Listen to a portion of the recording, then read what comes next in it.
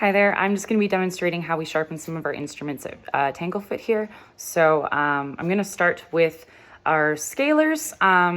So our scalers are double-edged on both sides at 90 degrees, and they have a kind of triangular tip to them. So it's important that we maintain the integrity of the shape of this instrument whilst we're sharpening it. So first off, what we need to do is prepare our Arkansas stone so it's ready. I also have a conical stone here and an acrylic stick, as well as some oil for the Arkansas stone. So with the oil, I'm just going to apply a couple drops to the stone, and then I'm going to rub it in just using some dry, clean gauze, just so you can get a nice lather over the stone, okay? So the next thing we need to do is start positioning for our sharpening. Now you can use, and we do use guides, sharpening guides, which show the correct angles at which you'd be working. But for this purpose, for this video, I'm just going to show you in front of the camera. So the first thing we want to do is, I'll actually start with this one. So the first thing we want to do is hold our shank in front of us at eye level. And we're going to be trying to hold the shank at 12 o'clock and keep it there whilst we sharpen with the stone. So taking our Arkansas stone, we're going to move it first to 11 o'clock, and then we're just going to gently, not applying too much pressure here, go up and down the side of the instrument. And you can just do this a few times, and then you kind of just want to rotate the stone ever so slightly to get the tip and to make sure that the tip stays nice and sharp. Then we're going to switch hands, and we're going to do it on the other side again, just holding at 12 o'clock. And now we're holding the stone at 1 o'clock. So just going up and down and kind of rotating the tip, following the natural angle of the instrument, always at 1 o'clock. So that is how you sharpen a scaler. Next, you can take your conical stone and you can just kind of gently flick on the inside curvature, and that will just help remove any burrs and keep that integrity. So then using our acrylic stick, we can take a bite and you can apply a bit more pressure here, and it should hold. And it is holding quite good, so you know that the instrument's nice and sharp. And then you want to do it on the other side as well. And yeah, it's holding, it's biting. So we know now that we have two sharp edges. This is for super gingival cleaning, and we can log and make sure that our vets and techs know that we do have a nice sharp instrument. So that's one. I'll do it again on this other scaler. It's just a bit smaller in size, and they're both sickle scalers, which is what we generally use at our clinic. So I'm going to again hold the shank at 12 o'clock. We're going to get the 11 o'clock in and move the stone.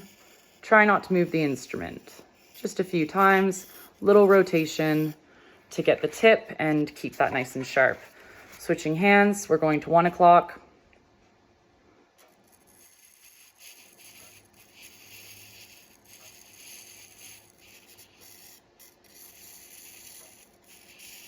And there we have it. It is nice and sharp, using that conical stone just to flick off any burrs.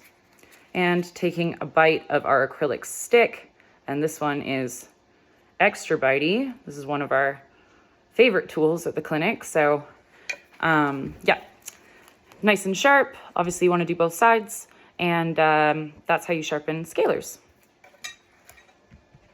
Okay, so next I want to demonstrate how we would sharpen a Gracie curette. These are the only curettes we use at the clinic. So first thing you want to do is hold the tip towards yourself, and using your non-dominant hand, you're going to brace your thumb on the shank and hold the shank at 12 o'clock in front of you.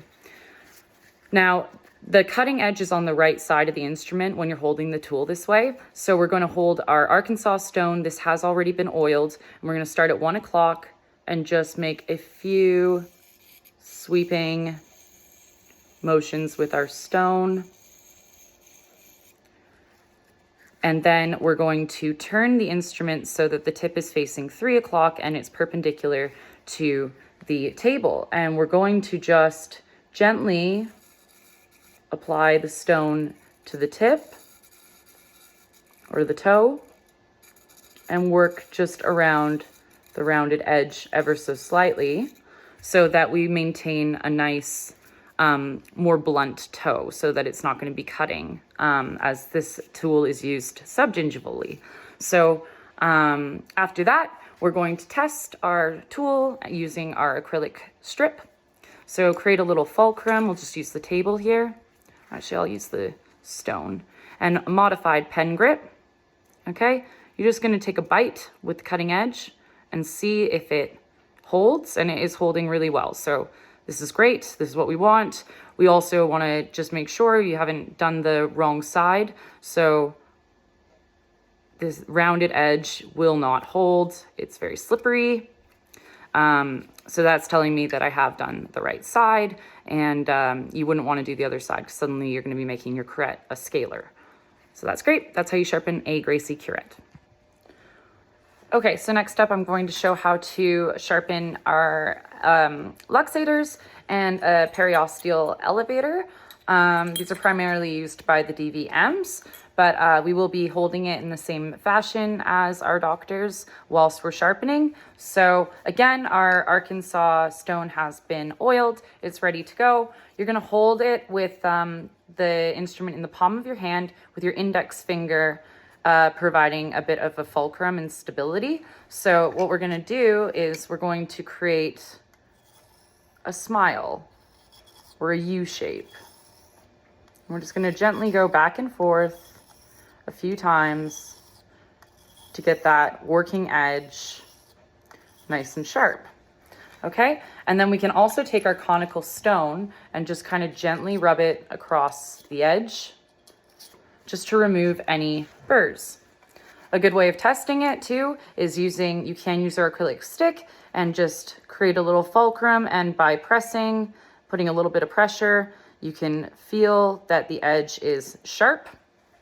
And then we'll do the same thing for our periosteal elevator. Again, holding it in the same sort of position with the index finger providing stability. We're going to hold it at about 45-degree angle and create our U on the working edge.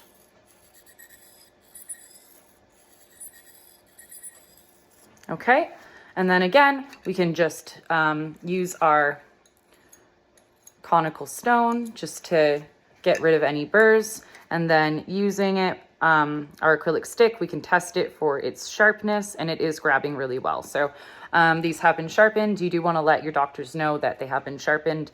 It will make the extractions more efficient. And yep, that's how you sharpen a periosteal elevator and a luxator.